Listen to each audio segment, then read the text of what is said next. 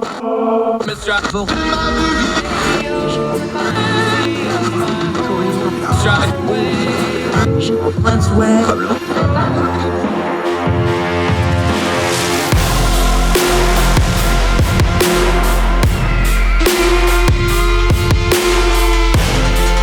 your host, Andrew Donaldson. This is Heard Tell.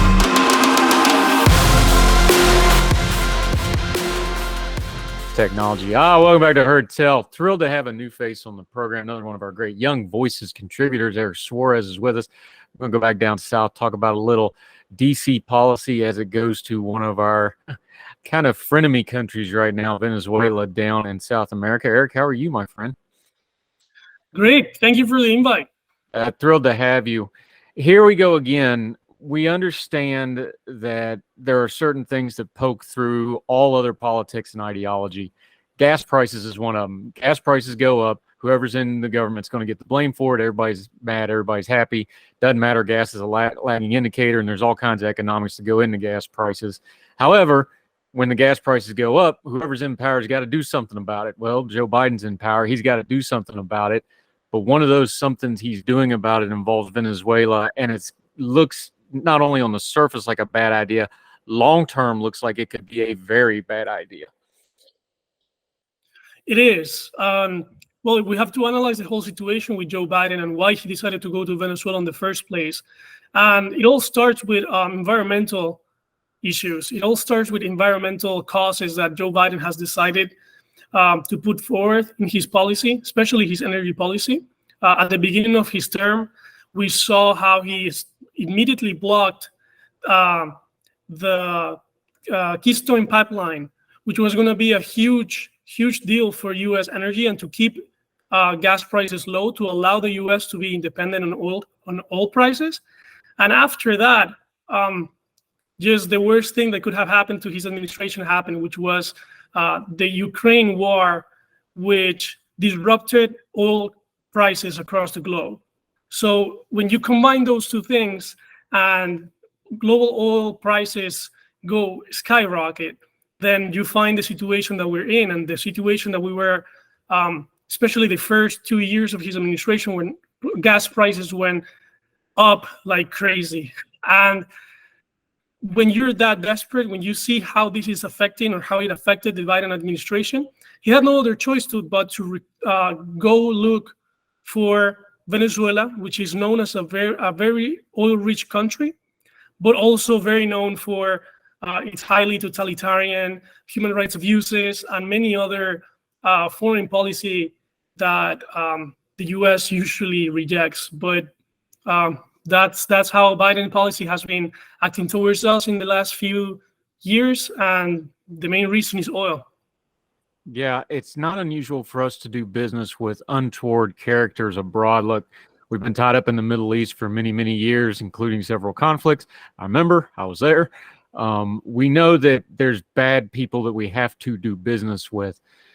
For folks that just haven't maybe paid attention or aren't familiar, give us the lay of the land in Venezuela as it exists today. Nicolás Maduro, he had some choppy water a couple of years ago, but has since reconsolidated power. Looks like he's in a pretty solid position.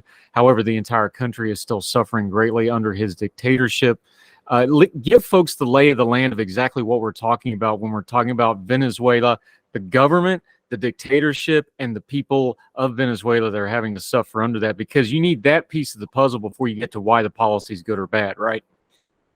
Yes. Overall, Venezuela has been a country that has been under totalitarian rule over more than 20 years. Actually, I was born in 1999, already under the socialist regime of Hugo Chavez, that then was handpicked successor Nicolás Maduro. Throughout the years, you have seen a country that was very rich, very advanced compared to other Latin American countries, deeply collapse into economic, political, and human rights abuses. It has become a chaos. I remember in 2014, you could see around people getting food from garbage and eating from remains of food that went in the streets, going to open garbage cans across the city just looking for food. It was a big state of desperation. And That's on the economic side. When you go to the political rights abuses, in 2014, in 2017, people went to the streets. They tried to peacefully look for change in the country, and they were faced with repression like we haven't seen in our continent in a long time. We saw young people my age and younger at the time killed, straight up murder by this regime that used not only tear gas and water trucks to just repress, but they also were filling their guns with, let's say, not conventional ammunition that resulted in the death of many people, especially young people who were the front line of those protests. And the ones who weren't killed, they were tortured for many years. So it is a very dark, let's say, situation. It's a dark country when it comes to human rights, and that same those actions led to the migration of more than 7 million people, which is like 25% of our country. Especially young people have migrated across the continent. So it is a very dangerous regime. It's a regime that doesn't care about human rights. It doesn't care about its people, and that's the partner that the administration has decided to make business with. Yeah. Eric Suarez joining us. You're writing in Real Clear World. We're going to link to the entire piece. A lot of links in this piece, by the way. Make sure you click through all the links as well so you get the full background. Kind of the heart of your piece gets to something I want to talk about that, like, we mentioned the Middle East. Look, the House of Saud does really despicable things. They believe really bad things. They're not good people, the people that run Saudi Arabia. They know how to keep the oil flowing. You never question. In fact, the problem usually is they restrict it down so they can make more money off it. They know how to produce and put out oil. They're really good at it. One of the things you argue in your piece is, even if you got past the moral stuff, even if you got past the dictatorship and all the bad stuff that's happened in Venezuela, strictly on business terms, this doesn't make sense because they have production issues. They have not upgraded their infrastructure, especially in the last 20, 25 years as Chevron's really been restricted by the government. They can't get the outside in because of sanctions and things like that to upgrade and maintain the production facilities. They got all the oil in the world, but if you can't produce it, refine it, ship it, all that stuff, it's just a bunch of oil that's laying around. Talk about that aspect of it, because if you're talking about a business deal, which is what we're doing, we're cutting a business deal with them, they're not going to be a reliable partner on any facet. Correct. They're not a reliable partner, and there's two main reasons for that. Especially, the first one is that the sanctions imposed on the Venezuelan government and the Venezuelan production sector are based on their commitment to reduce human rights abuses, to allow for more democratic reforms, and to allow for more freedom of speech on the streets. That was the logic in which the sanctions were imposed, to create that sense of change and enforce it by economic pressure. What President Biden is doing right now is trusting that the Venezuelan government will continue some reforms or some attempts of making reforms in the country. The logic is that because the Venezuelan government went into negotiating table with the opposition and is allowing, in between marks, free primary elections in the country, the sanctions are reducing, and now some flow of oil is coming into the market and being able to negotiate. But the reality is that long term, we know that the Venezuelan government will not adhere to those advances. The Venezuelan government already in the primary has been persecuting candidates. It has been pressuring its followers to promote death threats and to attack certain candidates on the race. We're seeing that freedom of speech hasn't improved. We have seen that human rights violations and tortures are still happening. So this policy, even on a let's say trust basis between the U.S. and a commitment of change, has no future at all. So that's one of the main issues with this policy. And the second one, as you mentioned, is the production part. Venezuela is a country that its socialist policies has destroyed completely the production area, the oil production. We used to produce more than, I believe, 3 million barrels of oil per day, and now we don't produce even half of that. We don't produce even a quarter of that, even, I could say. And the main problem with that is that if you want to believe that you can revamp the oil sector in Venezuela, and the sanctions will not, removing the sanctions will allow from the oil production to increase. That's not understanding the situation in Venezuela. That's not understanding the damage that has been caused by 20 years of socialist policies to the oil sector, and not understanding that the ones who are controlling the oil in Venezuela right now are the Iranians. So you're inviting you're even funding more, not only a very dangerous ally in Latin America, you're funding one of your major enemies in the Middle East. Venezuela is so desperate to revamp its oil production that it has hired Iranian companies and has sold some of their plants to the Iranian government, which is something very dangerous for a region, but it's also very dangerous for the U.S. to depend on if we want to keep oil prices down.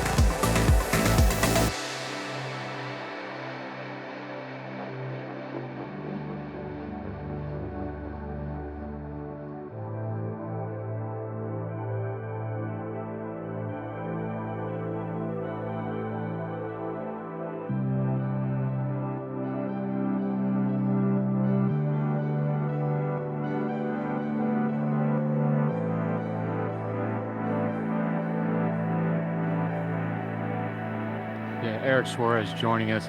You just mentioned it. Let's talk about it. The criticism of U.S. policy towards Venezuela. Look, this isn't use. We've heard it towards Cuba for years and other things. It's like, well, of course they're having trouble because we're sanctioning them, and of course they're turning to Iran and Russia and these untoward actors because we're sanctioning them to stop sanctioning them. It's a chicken and the egg argument. You have a dictatorship that's doing bad things, so you sanction them, and then they claim the sanctions is the root cause of all their problems and American imperialism, this, that, and the other. How do we parse through that argument? Because you've heard that all your life, quite literally in your case, because you're a young guy. You've heard this all your life. Well, it's all America's fault. It's all the sanctions' fault. Yes, the sanctions have cause. How do we unglue that ball a little bit, do you think? Well, first you have to understand the base of the sanctions and understand also the timeline of Venezuelan collapse. I feel like once you know those two things, you already can make your own judgment, and that judgment is going to logically end that the sanctions did not cause Venezuela's collapse. So let's say the major economic decline in Venezuela started in 2013, 2014. By that time, sanctions imposed by the U.S. weren't imposed on the economic sector, weren't imposed in the production sectors of the country. They were imposed on certain individuals. For example, dictator Nicolás Maduro wasn't able to travel or have actives or have any kind of investment in the U.S., clearly because he was a sanctioned person. And many people around let's say, the leadership of the regime were also sanctioned by that time. The real sanctions imposed on the production sector came many years later by the Trump administration. So the previous sanctions, let's say the personal sanctions, were imposed by the Obama administration and many administrations before. They were very common. But the other, the more aggressive, if you want to call them like that, sanctions were imposed by the Trump administration. By that time that the Trump administration had already imposed those sanctions, Venezuela was already experiencing a high decline in its economy. So when you put those factors next to each other and you check the timeline, you cannot argue logically that the sanctions were the main cause for Venezuela's economic decline, because that's a lie, and that's something that is completely disproven. And second of all, the oil production sector has been collapsing in Venezuela way before the sanctions imposed on the oil sector. And when you read and analyze what the main reasons for the sanctions were put on the economic sector in the first place, you can see that the Venezuelan regime has been using the oil production sector to first finance war equipment, to finance repression equipment, to finance human rights violations, and to finance themselves through corruption. So none of that money was actually benefiting the people. It wasn't benefiting it wasn't funding any positive, let's say, program inside of Venezuela, like socialists claim. And the sanction, and you can see the result of that, because when imposed the sanctions, Venezuela did not collapse even more. In fact, after the sanctions were imposed, you could see that other sectors developed, because the money laundry machine that Venezuela had to find another source of revenue. So that's a very interesting fact that happened during those times. So when you know these two things, and you know this timeline, you have to logically argue or come to the conclusion that in the end, the sanctions did not affect Venezuelan people. It did not affect the Venezuelan people. It affected the Venezuelan regime officials. It affected the regime, and it stopped, and it put them in such a dangerous position that they had to, especially from 2016 to 2020, allow the figure of Juan Guaido to be protected by the U.S., and they have to comply with U.S. policy, and they were on the, let's call it, they were under the mercy of the U.S., if you want to say it in something like that way. Yeah, Eric Suarez joining us. Okay, we talked about that. This is a deal. The Biden administration, for all practical purposes, have cut a deal with Venezuela. What did we get? What did they get? Break down the actual particulars of this specific transaction, because some of the things we gave them kind of raised a few eyebrows, and some of the things we're getting back raised some eyebrows. It raises a lot of eyebrows, and it raises a lot of concerns, especially deep concerns, because I feel this is one of the worst deals that the U.S. has ever made, that I remember. Just for context, this deal wasn't just one meeting, one deal kind of situation. It was several meetings that have been happening through many months, almost a whole year, and that have been resulting in different outcomes. The first one was the exchange of two of Nicolás Maduro's cousins that were here in the U.S. withheld over drug trafficking charges. They were convicted, and they were prosecuted and convicted. We gave the first meeting traded them with some U.S. citizens that were in Venezuela, also in jail. Some oil businessmen that were over there. That was very interesting, because that was the first time the U.S. broke its policy of dealing directly and recognizing the interim government of Juan Guaido as part of the Venezuelan government. And the second part is that when the oil prices started going up across the globe due to the Ukraine war, and the oil supply in the world was going down, the sanctions were lifted, and Venezuela was able to negotiate with other countries as well. The main company in the U.S. started negotiating and got lifted and got allowed to negotiate with Venezuela was Chevron. And this allowed Venezuela to start regaining some ground that it had lost, some revenue that it had lost through the years.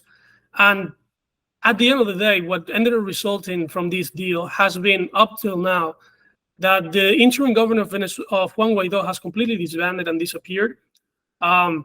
Venezuela and the U.S. are negotiating basically on that the U.S. trusts that Venezuela will really adhere to their openness and to the democratic changes that they have. And what the U.S. gets is more oil supply. That it's a very weird deal, because if you're negotiating with somebody, you expect equal, let's say, to have the equal leverage. And what I'm seeing from this negotiation is that Maduro is gaining a lot of ground, and the U.S. is running solely that Maduro will keep its word, which is something that should not be, that is not sound policy, and it's definitely not a sound agreement. You're dealing with a human rights abuser. You're dealing with a dictator You're dealing with somebody who has no interest in losing power. And the deal is that he will allow reforms that will eventually lead him to lose his power. So this is not a sound agreement. This makes no sense at all. But that's the current situation that the U.S. is dealing with Venezuela at this moment.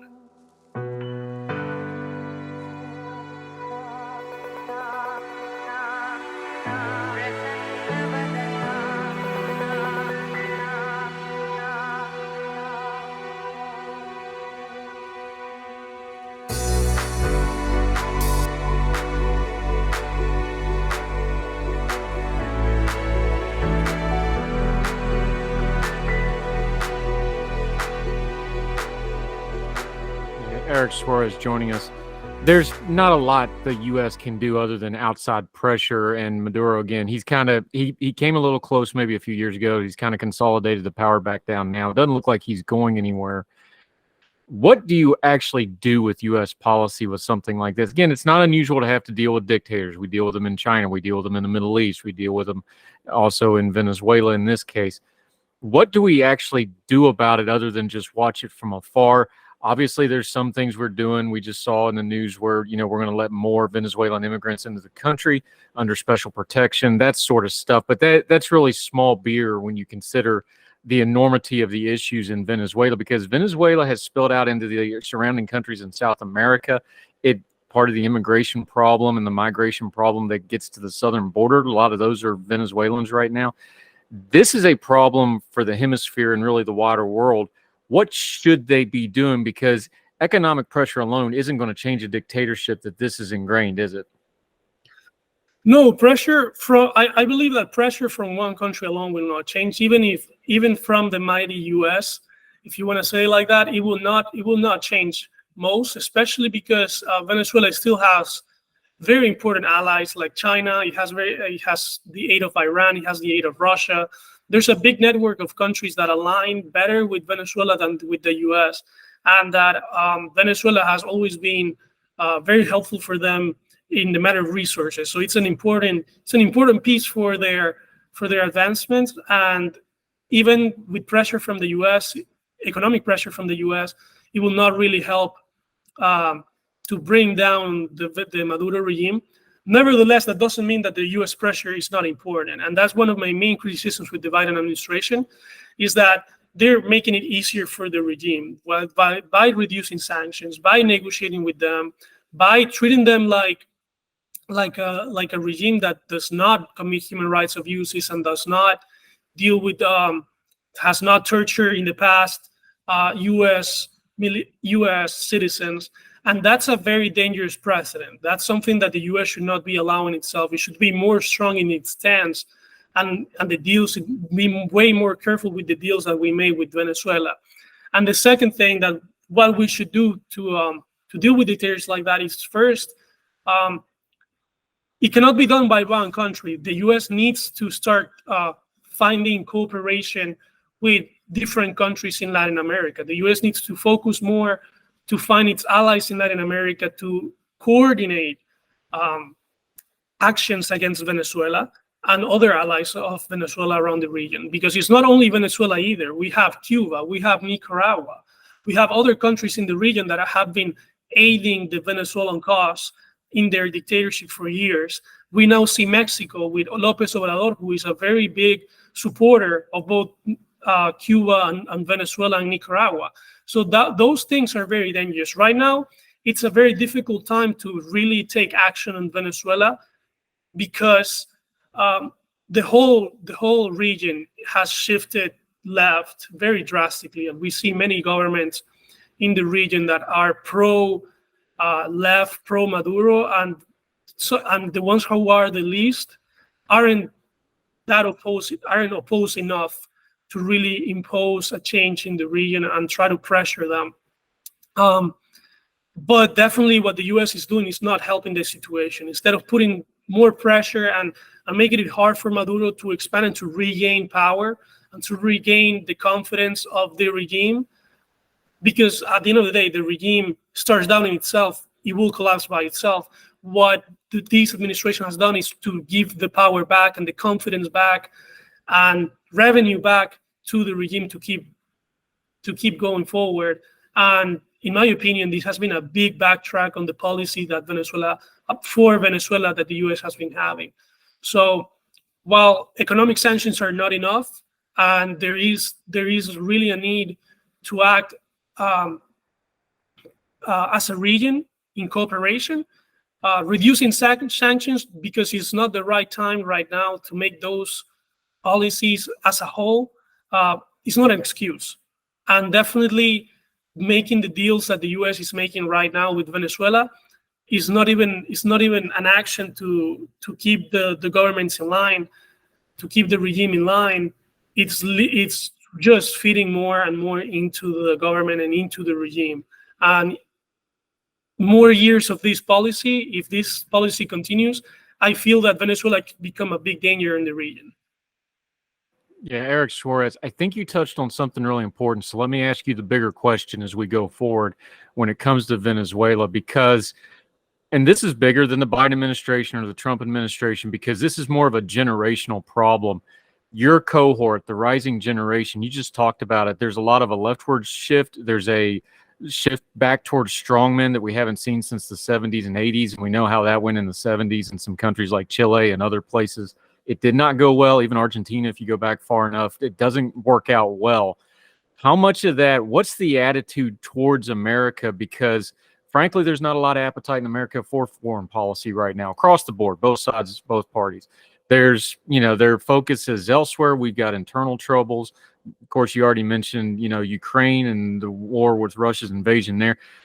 America just hasn't paid attention to South America and Latin America a whole lot in the last 20, 25 years or so, other than a few specific issues. How has that changed how we are perceived, the country America, by that rising cohort, your peers down south? Because I think that has a lot to do with that, doesn't it? It does, and that's something that we can analyze historically. I believe that the last, let's say, government or administration that tried to do something and had like an idea or proposals that deal with Latin America was Bush with the NAFTA. Sorry, with the Free Trade Agreement of the Americas, which was his proposal back in the 2000s, I believe. But that was a very wrong time to do it, or not wrong, but unfortunate time to propose and to have a very important plan for the region, because it was also the rise of Hugo Chavez, which was a very powerful figure in Latin American history. Love him or hate him, I really dislike him, as you may know, as most Venezuelans, but Hugo Chavez was a very important figure in the history of Latin America as a whole. We haven't seen a shift or such a popular figure in the region since Fidel Castro. And when such a figure appears, and such figure is so radical and so left-leaning, it has a generational impact. I was born in 1999 when he first got into power, and since that moment, you have seen how generations of Venezuelans really that grew up with him, especially in Venezuela, see him as a figure like you could compare with the Republican Party, like people see Reagan. It's that figure of he was our leader. He was the man that represented the good change in the country. Even if they're wrong, that's how they see it. And outside of Venezuela, he's highly appreciated and highly respected by many people as well, especially from the left.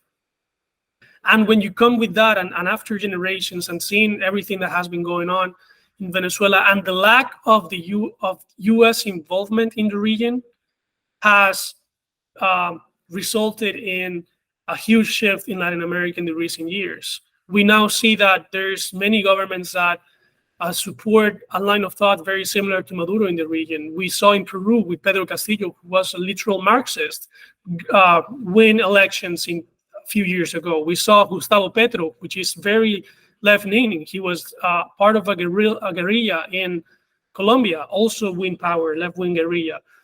We see Lula da Silva, who has been a long-time ally from the Venezuelan regime, gain power in Brazil. We have seen the Kirchners win power in Argentina again.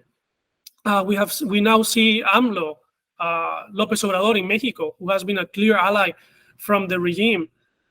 Win power in Mexico. We have seen a whole new generation of left-wing governments rise up, and that's a combination from the figure of Hugo Chavez and the lack of a U.S. plan for the region. The U.S. has been isolating itself from South America. I don't think there is a plan about South America, and I think that the policies imposed in Latin America from the U.S. or the approach that the U.S. has taken on Latin America has been more reactive than proactive. You don't see a plan, you don't see a guideline, you don't know what to do, how to navigate it. You don't see an end goal. You see a lot of reactions to what's going on, and that's very dangerous. And the result of that is a region that no longer considers you a leader, that no longer pays attention or cooperates with you, that has been isolating from you again. And when it comes to politics and when it comes to cooperation, that's terrible, and that's the result of an isolationist foreign policy from the U.S. Or not isolationist, but removing itself from Latin America and from their regional politics. Yeah, the thing with foreign policy is it has to be consistent and it has to be coherent. And America is not good at either one of those for quite a while now. Eric Suarez, this has been a fantastic conversation. We'll definitely be having you back. We're going to link to his whole piece in Real Clear World on the Venezuelan oil deal. Make sure you read that. Let folks know where they can keep up with you and how they can follow you until we get you back on the show again, my friend. Yeah, my handle in both Twitter and Instagram is @EricSuarezN. So that's it. Simple. We got to work on your branding because you got good stuff. We got to get you some stuff. Maybe get you some merchandise, something. Eric Suarez, Thank you. One of our great Young Voices contributor. Outstanding job. Great insight. We'll talk again soon, my friend. Thank you. Thank you, sir. All the music on Her Tell is provided under a Creative Content license from monstercat.com.